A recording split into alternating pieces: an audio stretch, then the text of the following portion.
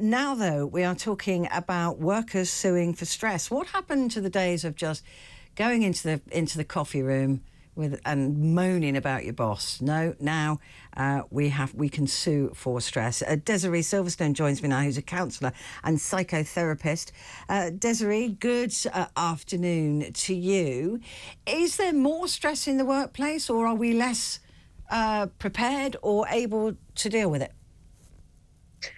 I don't know the stats on that, but what I do know is that with the current workplace as it's progressed, I think that there's more and more expectation on people to perform better. There's this whole sort of concept of going, above doing what you do. So you do your job plus you do more in order to get a promotion. So there is, I think there is more pressure now in order to get ahead.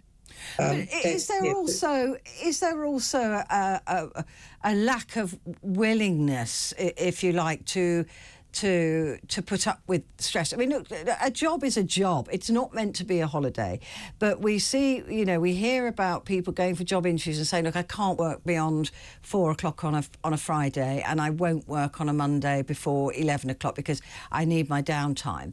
There is an expectation, isn't there, as well, from workers that somehow work should fit in with them better. I think there is a much more flexible hybrid way of working now. And I also think that things are changing from the days of, shall I say, modern day slavery to people needing to take care of their health and well-being. But work is stressful. Work should be a bit uncomfortable. I mean, it's not a holiday. Like I keep saying, it's not, you don't go, oh, I'm going to work now so that I can just sit around and relax. Work is work. That's what you're paid for. Absolutely, but you paid for stress, which is, challenging positive stuff, and sometimes a bit of, stuff where you are really, it's kind of having an impact on you, but you're not paid to go into work when you paid for 40 hours to do 60 hours. And I think that that's where the problem comes in, because there's an expectation of people working way longer than they are actually paid for.